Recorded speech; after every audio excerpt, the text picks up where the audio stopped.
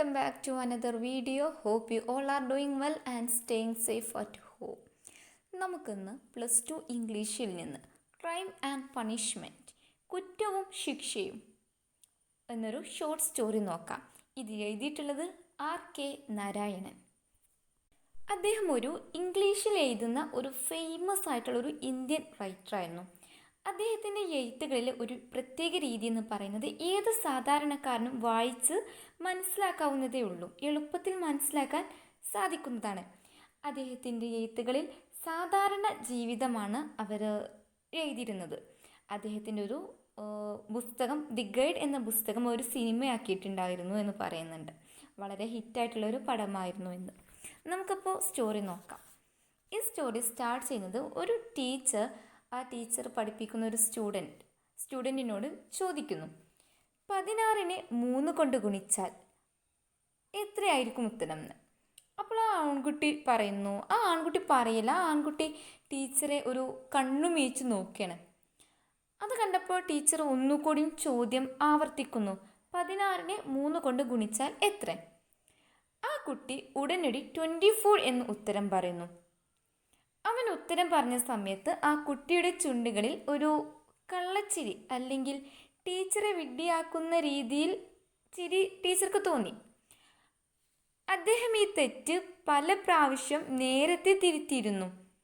പിന്നെ എന്തിനാണ് ആ കുട്ടി വീണ്ടും 24 എന്ന് തന്നെ പറയാൻ വാശി പിടിക്കുന്നത്? എങ്ങനെയാണ് ആ കുട്ടിക്ക് ക്ലാസ് ടെസ്റ്റിൽ 50 കിട്ടുക? ആ കുട്ടിയുടെ മാതാപിതാക്കൾക്ക് അവന് ഇരട്ട പ്രൊമോഷൻ ഉണ്ടാകണമെന്നും അവന് ഫസ്റ്റ് ഫോമിലോട്ട് കയറ്റം കിട്ടണമെന്നുമാണ് ആഗ്രഹം. എന്നാൽ ഇരട്ട പ്രൊമോഷൻ കിട്ടാനായി അവൻ ക്ലാസ് ടെസ്റ്റിൽ 50 മാർക്ക് കിട്ടണം. തൻ്റെ ചോദ്യത്തിന് തെറ്റായ ഉത്തരം നൽകിയതിന് ആ കുട്ടിയോട് ടീച്ചർക്ക് വളരെ ദേഷ്യം തോന്നി. എന്നാൽ അദ്ദേഹം ചോദ്യം ആവർത്തിച്ചു. ഒരു അവസാന അവസരം അവന് കൊടുക്കുവാനായിരുന്നു അത്.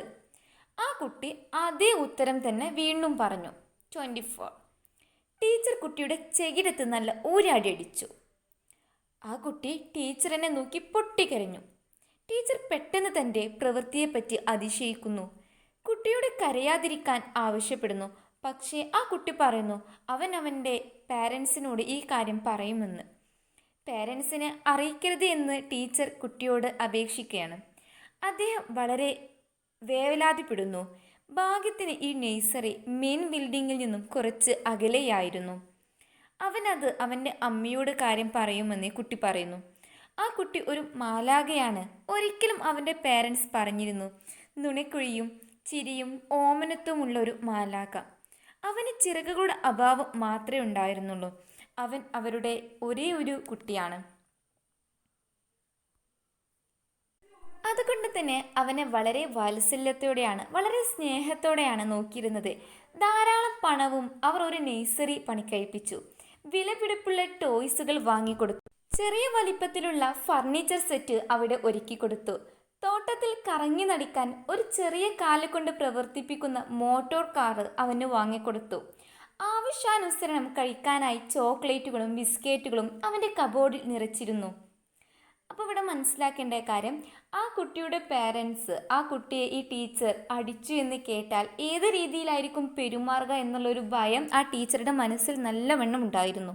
ആ ബോയിയുടെ പേരൻസ് ടീച്ചറോട് പറഞ്ഞിരുന്നു, കുട്ടിയുടെ മനസ്സിനെ ബാധിക്കുന്ന യാതൊരു തരം വിലക്കുകളോ അടിച്ചമർത്തുകളോ ഉണ്ടാകാൻ പാടില്ല എന്ന്.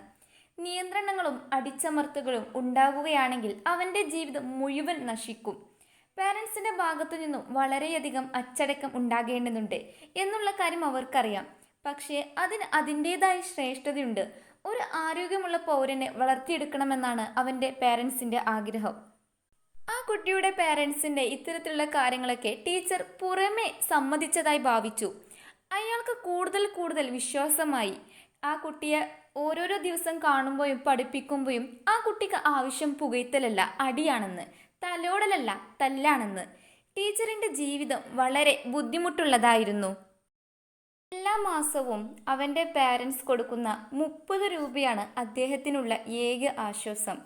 എല്ലാ വൈകുന്നേരവും 3 മണിക്കൂർ അതിനു വേണ്ടി വന്നു. ആദ്യത്തെ അരമണിക്കൂർ അയാൾക്ക് കുട്ടിയുടെ പാരൻസ് പറയുന്നത് കേൾക്കണമായിരുന്നു. ചൈൽഡ് സൈക്കോളജിയെ പറ്റിയാണ് അവർ അയാളോട് സംസാരിക്കുന്നത്. കുട്ടിയുടെ പിതാവ് അയാളുടെ MAക്ക് ശിശുക്കളുടെ സൈക്കോളജിയെപ്പറ്റി ഒരു പ്രബന്ധം എഴുതിയിട്ടുണ്ട്. മാതാവ് അവരുടെ BAക്ക് വേണ്ടി ആ പുസ്തകത്തിലെ വളരെയധികം കാര്യങ്ങൾ പഠിച്ചിട്ടുണ്ട്. രണ്ടുപേരും ടീച്ചറെ നന്നായി പഠിപ്പിച്ചു.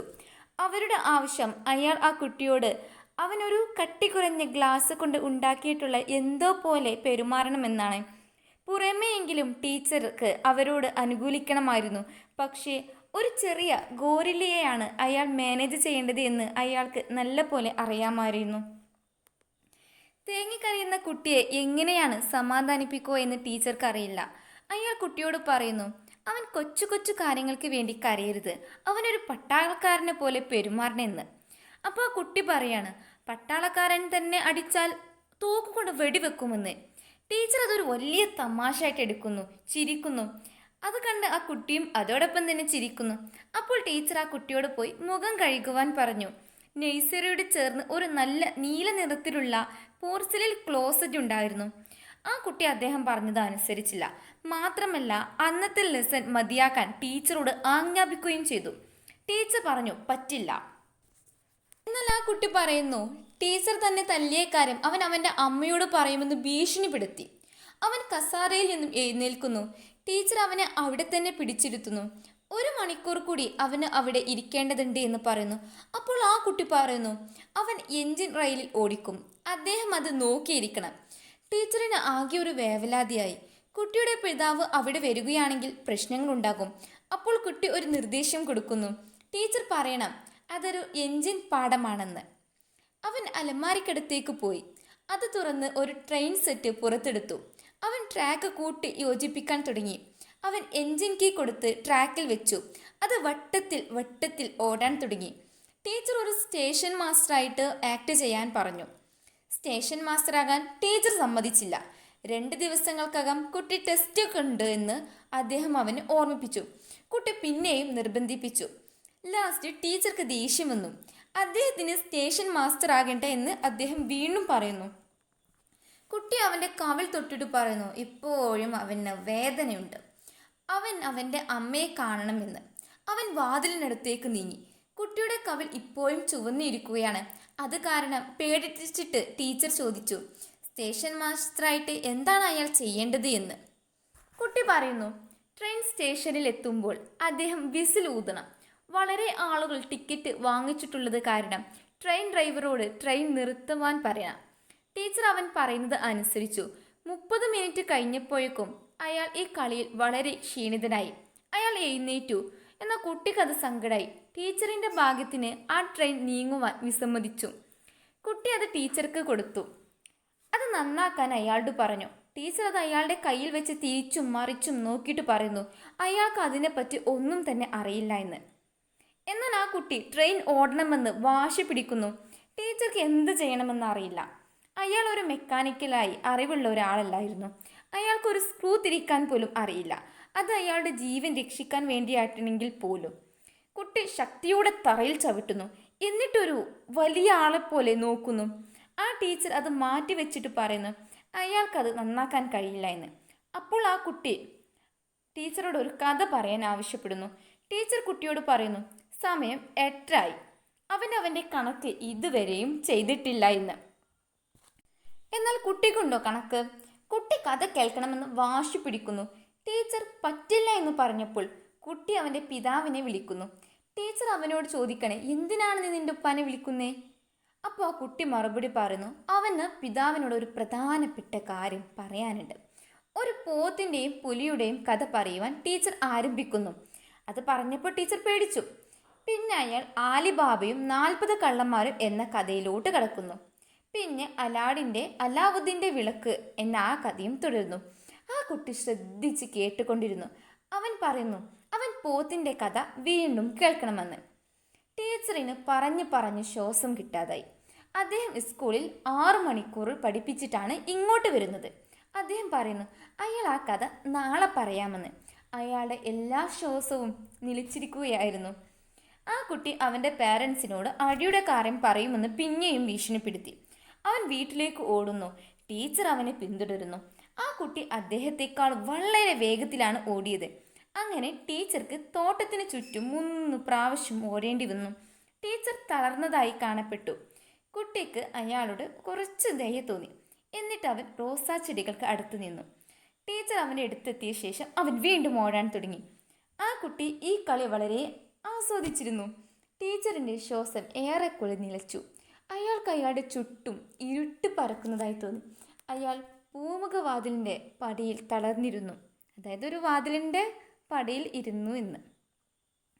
ആ സമയത്താണ് ആ കുട്ടിയുടെ പേരൻസ്, അമ്മയും അച്ഛനും വീടിന് പുറത്തേക്ക് വന്നു. അവർ അയാളോട് എന്താണ് സംഭവിച്ചതെന്ന് ചോദിക്കുന്നു. ടീച്ചർ എഴുന്നേറ്റ് കിതക്കുന്നത് കൊണ്ട് അയാൾക്ക് സംസാരിക്കാൻ കഴിഞ്ഞില്ല. അയാൾ എല്ലാ കാര്യങ്ങളും തുറന്നു പറയുവാൻ തീരുമാനിച്ചിരുന്നു. അതിൻ്റെ എല്ലാ വരുവരായികയും, അതായത് അതിനെ പറ്റി എന്ത് ഇനി വന്നാലും നേരിടാൻ ആ ടീച്ചർ തയ്യാറായിരുന്നു. അദ്ദേഹം ഇനിയും കുട്ടിയുടെ ബ്ലാക്ക് മെയിലിന് നിന്നു കൊടുക്കാൻ തയ്യാറല്ല. മതിയായിരുന്നു അദ്ദേഹത്തിന്. അവർ കുട്ടിയോട് ചോദിക്കുന്നു, എന്തിനാണ് ഈ സമയത്ത് തോട്ടത്തിൽ ഓടിക്കളിക്കുന്നത് എന്ന്. ആ കുട്ടി ടീച്ചറിനെ ഒളിക്കണ്ണിട്ട് നോക്കുന്നു. ടീച്ചർ കാര്യങ്ങൾ വിവരിക്കാൻ വാക്കുകൾക്ക് വേണ്ടി തപ്പിത്തടയുകയായിരുന്നു. പെട്ടെന്ന് പിതാവ് ചോദിക്കുന്നു, എങ്ങനെയാണ് കുട്ടി കണക്കിൻ്റെ പരീക്ഷയ്ക്ക് വേണ്ടി ഒരുങ്ങുന്നത് എന്ന്. പരീക്ഷ എന്ന വാക്ക് കേട്ടപ്പോൾ കുട്ടിയുടെ മുഖം താഴ്ന്നു.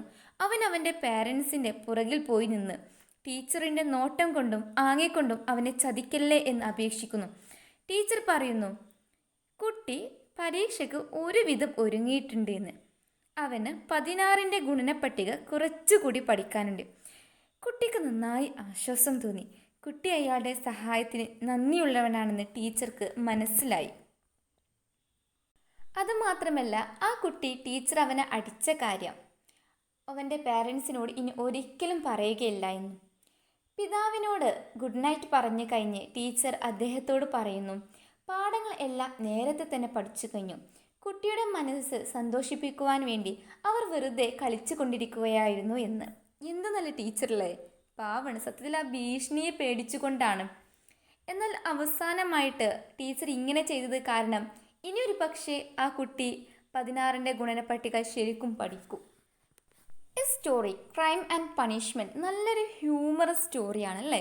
നമ്മൾ കണ്ടു, അവരുടെ ആ കുട്ടിയുടെ പേരൻസ് പറയുന്നു, ഞങ്ങളുടെ കുഞ്ഞൊരു മാലാഖയാണ്, നുണക്കുഴിയുള്ള നന്നായി പുഞ്ചിരിക്കുന്ന ഒരു സ്വീറ്റ് ബോയ്. എന്നാൽ ആ ടീച്ചർ പറയുന്നു ഇതൊരു കുഞ്ഞു ഗോറില്ലയാണെന്ന്. ശരിയല്ലേ? അതുമാത്രമല്ല, ഏറ്റവും ഹ്യൂമറസ് ഒളിഞ്ഞിരിക്കുന്നത് എവിടെയാണെന്ന് അറിയും. ആ ടീച്ചർ ഒരു സ്റ്റേഷൻ മാസ്റ്ററായിട്ട് ആക്ട് ചെയ്യുന്നതും, അതുമാത്രമല്ല ആ കുട്ടിയെ ക്യാച്ച് ചെയ്യുന്നതിന് വേണ്ടി ആ ഗാർഡന് ചുറ്റും ഓടുന്നതും, അതൊക്കെ ഒരു നല്ലൊരു ഹ്യൂമറായിട്ടുള്ളൊരു ഭാഗങ്ങളാണ്. മനസ്സിലാക്കി വെക്കുക. ഹലോ ഫ്രണ്ട്സ്, നമ്മുടെ ഹെഡിങ് ശ്രദ്ധിക്കൂ. Crime and punishment. Crime it is meaning കുറ്റം, ദെൻ പണിഷ്മെൻറ്റ് ശിക്ഷ. ഈ ഒരു സ്റ്റോറിയിൽ എവിടെയൊക്കെയാണ് കുറ്റം, എവിടെയൊക്കെയാണ് പണിഷ്മെൻറ്റ്? ഫസ്റ്റ് ഭാഗം നോക്കൂ. ആ കുട്ടിയോട് സർ ചോദിക്കുന്നു, 16നെ ഗുണിച്ചാൽ 3 കൊണ്ട് ഗുണിച്ചാൽ എത്രയത്? ആ ഒരു സമയത്ത് ആ കുട്ടി സാറെ പുച്ഛിക്കുന്ന രീതിയിൽ ഒരു 24 എന്ന് ഉത്തരം പറഞ്ഞു. എന്നാൽ സർ അത് വലിയ കാര്യമാക്കില്ല. വീണ്ടും ആ സാറ് ക്വസ്റ്റ്യൻ ആവർത്തിച്ചപ്പോൾ അതേ ആൻസർ ആവർത്തിക്കുകയും സർ ഒരു ഫൂളിഷ് ആക്കാൻ ആ കുട്ടി ശ്രമിച്ചു. ദെൻ അത് സാറിന് ഒരുപാടായപ്പോൾ സാറിന് അത് താങ്ങിയില്ല. ദെൻ സർ ആ കുട്ടിയുടെ മുഖത്തേക്ക് അടിച്ചു. ഇവിടെ ആ കുട്ടി ചെയ്ത കുറ്റവും സർ ചെയ്ത പണിഷ്മെൻറ്റും. എന്നാൽ ഇങ്ങനെ ഒരു കുട്ടിയെ, ആ കുട്ടിയെ ഒരു ചെറിയ കുട്ടിയാണല്ലോ, ദെൻ ആ കുട്ടിയുടെ കവിളി ചുവന്നു എന്ന് നമ്മൾ കണ്ട്. ഇങ്ങനെ ചെയ്യാൻ പാടില്ല. സർ ചെയ്തത് വളരെ ഒരു കുറ്റം തന്നെയാണ്. എന്നാൽ നേരെ തിരിച്ച് ആ കുട്ടി സാറിന് പണിഷ്മെൻറ്റ് കൊടുത്തിട്ടുണ്ട്. സ്റ്റോറി പറയിപ്പിച്ചു, സ്റ്റേഷൻ മാസ്റ്ററായിട്ട് അഭിനയിക്കാൻ പറഞ്ഞു. അതുപോലെ ആ കുട്ടി തോട്ടത്തിന് ചുറ്റും ഓടി. ദെൻ സർ ആ കുട്ടിയെ പിടിക്കാൻ വേണ്ടി ഓടി. ദെൻ ഒരു ക്രൈം ആൻഡ് പണിഷ്മെൻറ്റ് എന്നുള്ളൊരു ഭാഗത്തിന് ഈ ഒരു ഹെഡിങ്ങിൻ്റെ പ്രസക്തിയാണ് ഇത്. നിങ്ങൾക്ക് മനസ്സിലായിട്ടുണ്ടാകുമെന്ന് പ്രതീക്ഷിക്കുന്നു. വീഡിയോ ഇഷ്ടപ്പെടുകയാണെങ്കിൽ ലൈക്ക് ചെയ്യാനും ഫ്രണ്ട്സിന് ഷെയർ ചെയ്യാനും മറക്കരുത്. അതുപോലെ തന്നെ don't forget to subscribe. Thanks for watching.